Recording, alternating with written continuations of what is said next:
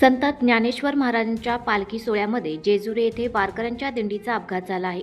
या ट्रक अपघातामध्ये सांगली जिल्ह्यातील 3 महिला वारकऱ्यांचा मृत्यू झाला आहे, तर 4 वारकरी जखमी झाले आहेत। मिरज तालुक्यातील कसबे डिग्रस, मालगाव आणि कौलापूर येथील महिला वारकऱ्यांच्या मृतांमध्ये समावेश आहे।